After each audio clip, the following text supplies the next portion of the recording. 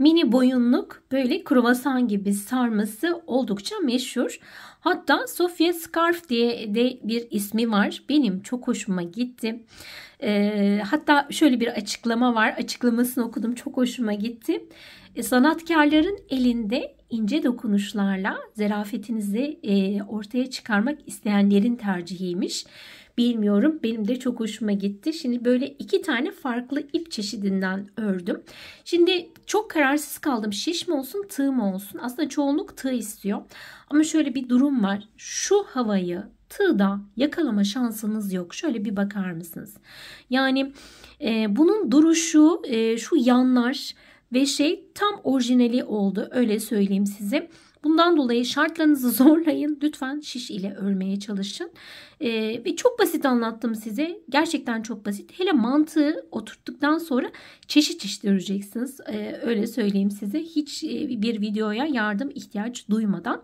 Çünkü basit bir model. Sadece ciddi bir mantığı var. Mantığı çözdükten sonra zaten diyeceksiniz ki o çok kolaymış. Yaptıklarınızı benimle paylaşırsanız çok mutlu olurum. Şimdi şöyle bu yeşili kendime ördüm. Hemen göstermek istiyorum. Hem tavşan tüyü ipi var hem de bir koton pamuklu ip ekledim. Bu rengi çok ayrı bir sevgim var, öyle söyleyeyim size. Kızım için de bu sarıyı ördüm. Artık birlikte kombin yaparak takarız. Benim motivasyonum sizin beğeni ve yorumlarınıza bağlı. Ne kadar çok beğeni ve yorum gelirse o kadar çok motive oluyorum. O yorumları sizlere cevaplandırmak da çok hoşuma gidiyor. Aynı zamanda takıldığınız konuyu sorduğunuz zaman diğer arkadaşların da hemen ihtiyacı olan sorular cevaplandırılmış oluyor. Abone olursanız, bildirim zilinizi açarsanız benden hızlıca haberdar olursunuz. Sizler için küçük bir rica ama bizim için büyük bir şey, öyle söyleyeyim. İnsanın emeğinin hakkını alması insanı gerçekten çok motive ediyor. Benden bu kadar. Hızlıca video anlatımına geçiyoruz. Önce ip bilgisiyle başlayalım. Şu ördüğüm yeşilin önce bir ipini göstermek istiyorum size. Şimdi şöyle 2 tane ipi karıştırıp ördüm. Bir tanesi böyle bir koton ip, pamuklu iplerden. Bir tanesi de tavşan tüyü olarak geçen iplerden. Kaşındırma falan yapmıyor. Bunu ben kendim için ördüm. Yeşili çok seviyorum ve çok hoşuma gitti. Böyle bir kendime örmüş oldum. Şimdi size tam olarak şimdi bu tüylerden belki ilmek sayıları göremezsiniz düşüncesiyle şöyle %100 akrilik işte bere, şapka, eldiven örülen iple örmek istiyorum. Onu size anlatacağım. Yani bu renkten ördüğümüz direkt olarak size anlatılmış olacak. 4 numara şiş. Şöyle bir sayıcım var. Aslında tabii zikirmatik bu. Bu şekilde hani sıra sayılarını kaçırmamak için. Eğer böyle bir şeyiniz yoksa ne yaparsınız? Bir kağıt kalemle çizik atarsınız. Çiziklerinizi sayarsınız. Bir tane de şöyle bir yer belirleyici çengelli iğneye ihtiyacımız var. Onun haricinde başka hiçbir şeye ihtiyaç yok. Şimdi hemen başlıyoruz. Şöyle baştan bir ip ayırıyorum.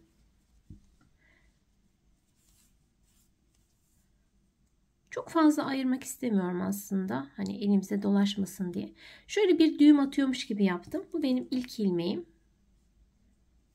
Şöyle çektik. Şimdi bakın. Baş parmağım, işaret parmağım arasında ve ortada benim şişim var. Hemen ikinci ilmeğimizi atıyoruz. Baş parmaktan şöyle ipimi aldım.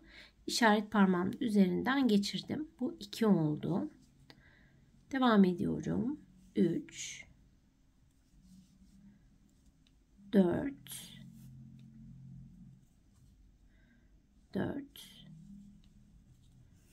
5 ve 6. Şöyle 6 ilmekten başlıyoruz. İnce kısmımız burası. Burası bizim ilk başlangıç 6 ilmek. Şimdi size şöyle bir göstermek istiyorum. Bakın 6 tane ilmeğim var. Şimdi ilmeğimi, şişimi şöyle çevirdim. Şimdi bu ilmeklerden baştan 1, 2, 3.'yü örüyoruz. Son 3'te kalanı örmüyoruz. Böyle belli bir sıra devam ediyoruz. 7 sıra. 8. sırada bir ilmek arttırıyoruz. Sonra tekrar devam ediyoruz. Ama bizim ilmek sayımız artacak. Yani şöyle bir büyüme elde edeceğiz. Ama sondaki 3 ilmeği hiçbir şekilde örmüyoruz. Bu ana kurallardan bir tanesi. 3 ilmek örülmüyor. Bir de bizim dikkat etmemiz gereken en önemli noktalardan bir tanesi de şu. Hiç biz el ayarımızı bozmayın. Yani ne sıkı ne gevşek, orta. Hani kendinizi rahat bırakın.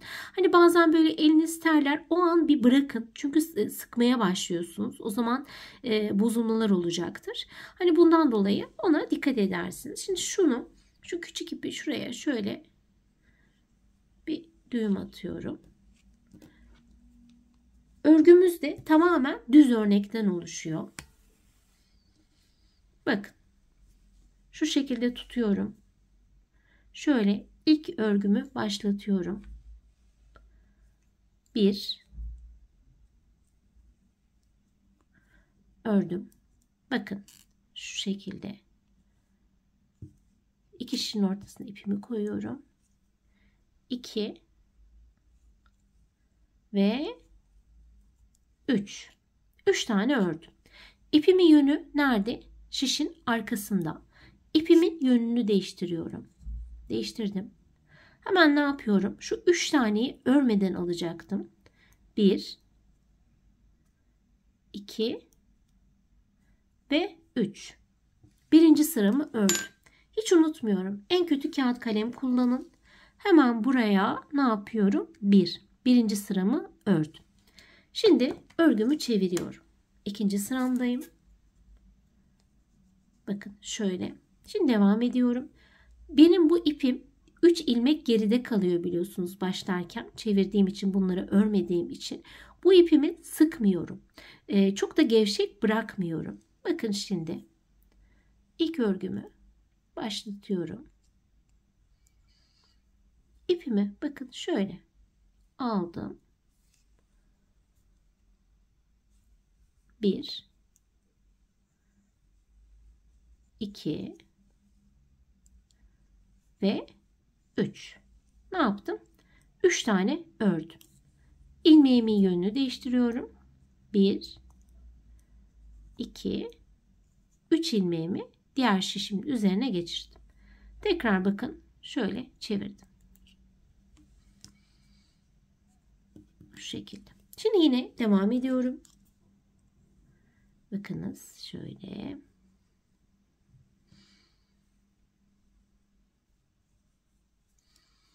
Bir, 2,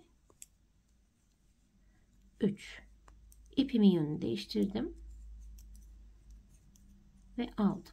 Ve sayacımı hemen ne yapıyorum? Biraz önce yapmamıştım. 2, 3'ü. Şu an 3 sıra ördük. Bunu hiç unutmuyoruz. Şimdi tekrar çeviriyorum. Şu an 4. sıramdayım.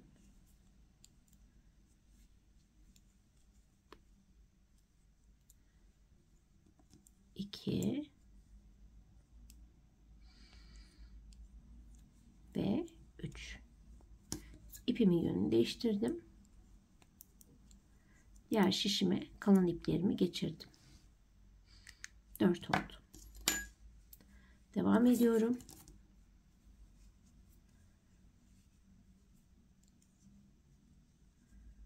Evet.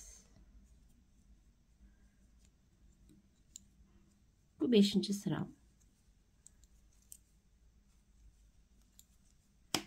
Yönümü değiştim. 5 oldu. 6'yı örüyorum.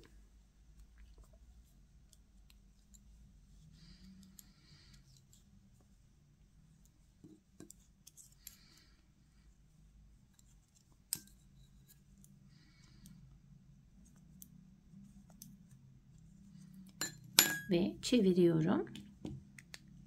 Şu an 7'ye geçtim. Baştan bastım. Bu bitince 7 sırayı tamamlamış olacağım.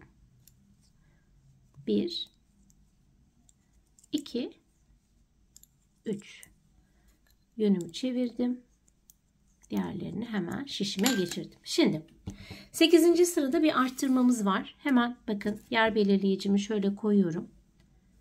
7 sıra örüyorum. 8'de arttırıyorum. Burası, bu yön benim artırma noktam. Hani olur ya, karıştırırsanız hani ne yaparsınız? Hemen farkına varırsınız. Çünkü artırmaları tek bir yön üzerinden yapmamız gerekiyor. Şimdi burada artırma nasıl yapacağız? Bakın çok basit. Şimdi tekrar 1 ördüm. İkinciyi ördüm. Şimdi üçüncüyü örermiş gibi yapıyorum. Her üçte ne yapacağız? 7 sırada bir artırma yapacağız. Bakın geldim. İpimi geçirdim. Şöyle ipimi tam olarak çıkarmadım. Şişin üzerinde hala ipim duruyor. Hemen ne yapıyorum? Bu öndeki ip değil. Şişin arka kanadındaki ipe giriş yaptım. Bakın şuraya. Hemen ne yapıyorum? Hop. İpimi geçirdim. Ve ilmek sayımı 3 iken 4 yaptım. İlmek sayısını artırmış oldum. Son 3 tanesini ne yapıyorduk? Örmüyorduk. Evet. Şimdi tekrar çeviriyorum. 1 olarak saymaya devam edeceğim. Şunu sıfırladım. Şimdi bu benim öreceğim sıram. 1 olacak. Bakın 1, 2, 3 ve 4.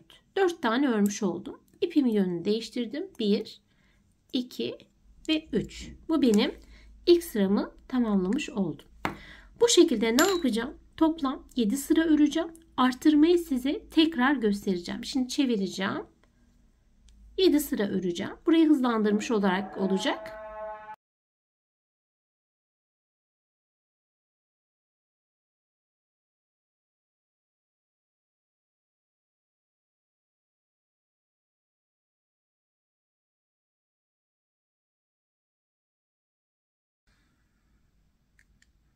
Ve son 7. sıramı şimdi örüyorum.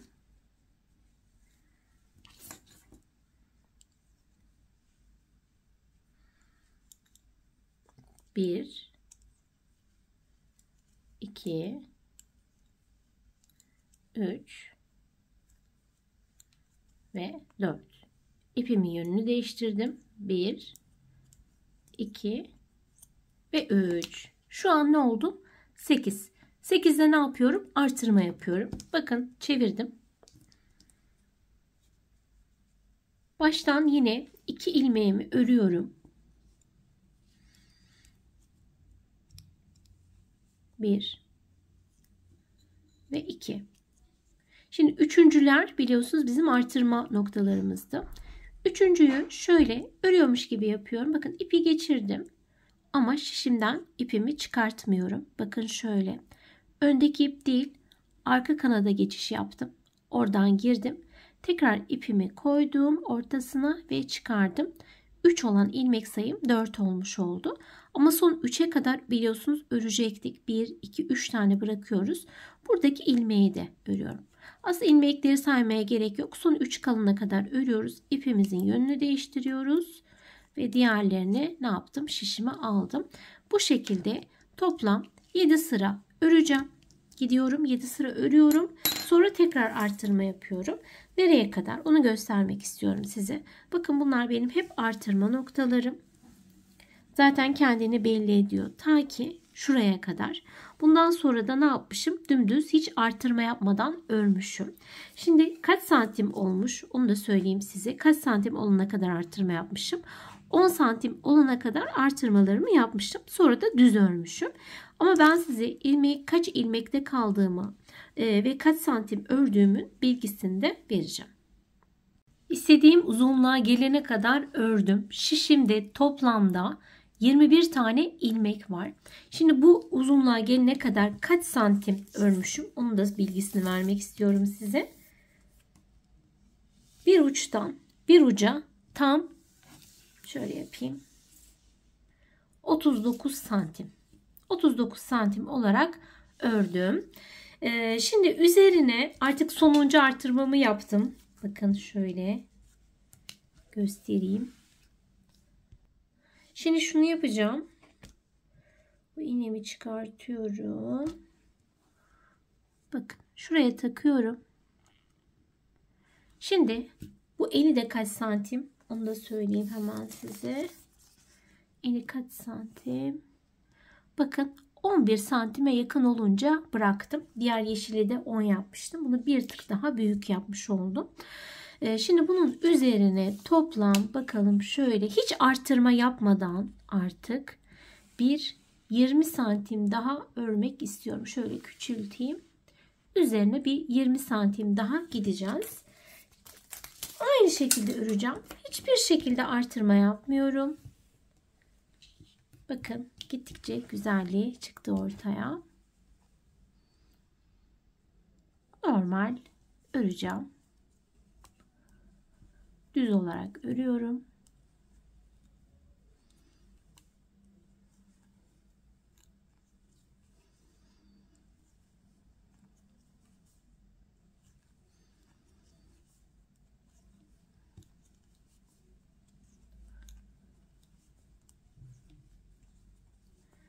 Biraz hızlı.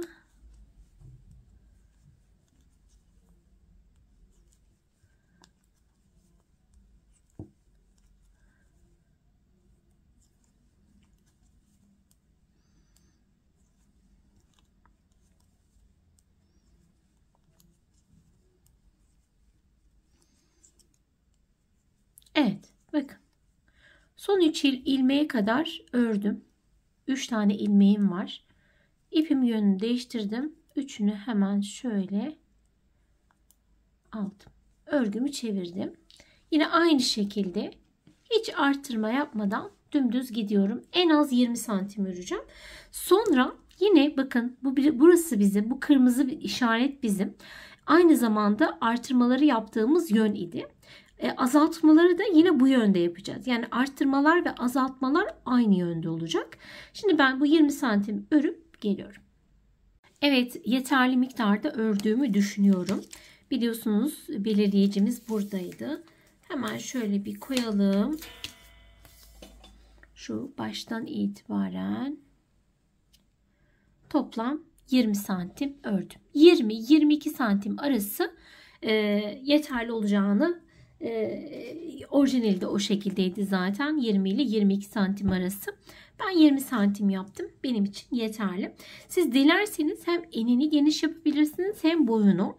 Bu artık ayarlamak tamamen size kalmış.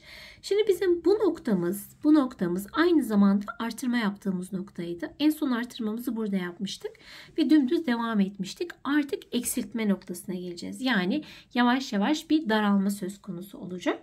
Şimdi daralmaları nasıl yapıyorum onu göstereceğim size.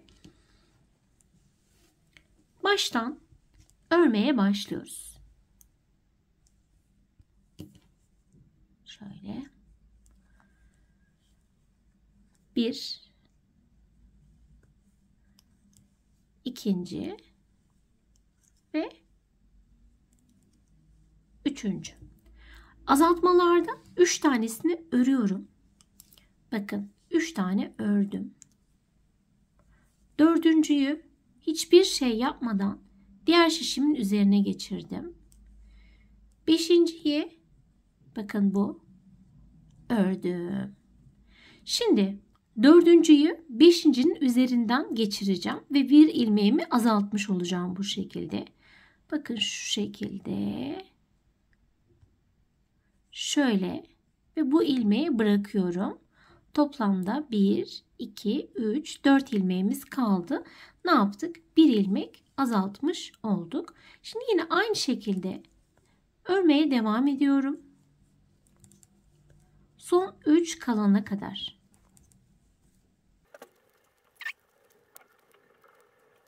Evet, son 3 kaldı. İlmeğimin yönünü düzeltiyorum. Ve geri kalanını ne yaptım? Şişimin üzerine aldım. Şimdi yönümü çevirdim.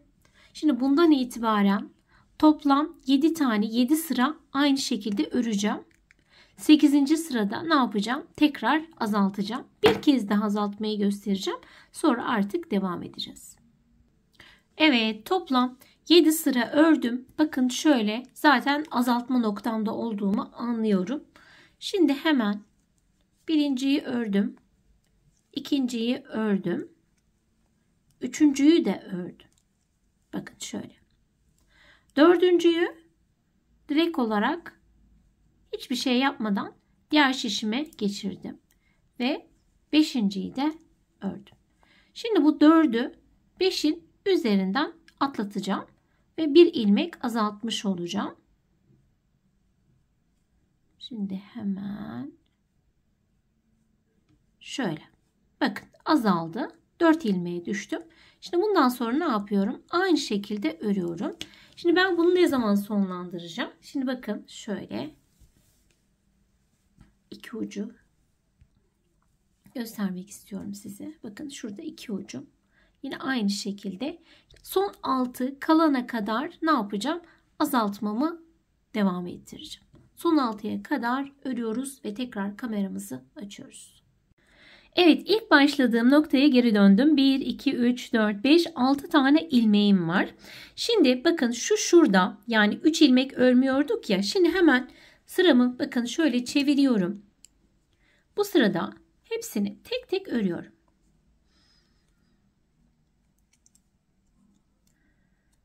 Üçüncü, dördüncü, beşinci ve altıncı. Evet, şimdi artık kesiyoruz ve final bitiyor. Şimdi kesmeyi şöyle yapıyorum. 2-2 öreceğim. Bakın şöyle. Şu şekilde. Neyse ipin katı. Biraz sıkı tutuyorum. Bakın ördüm. Bu ilmeğimi tekrar geri koyuyorum. Şöyle bir sıkıştırıyorum. Şimdi tekrar bakın 2-2 tersten örüyorum.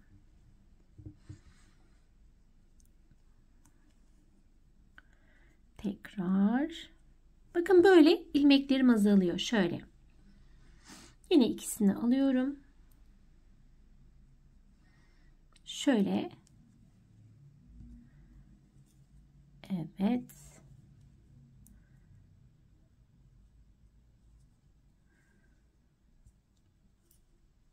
Ve sonuncu. Hop. Onu da ördük mü? Evet. Bitti. Şimdi ne yapacağız? Tabii ki keseceğiz. Hop. Şöyle. Şimdi bakın şöyle sıkıştırıp bir tığ yardımıyla şuradan şöyle önce üzerine şöyle bir düğüm atıyorum. Şimdi ipimi şu şekilde görünmeyecek bir şekilde yok edeceğim. Böyle. Bitti. Şimdi ben size onunla vakit kaybı olmasın kaç metre örmüşüz onun bilgisini veriyorum. Evet, şimdi kaç santim olmuş hemen ona şöyle bir bakalım. Şu ucunu aldım.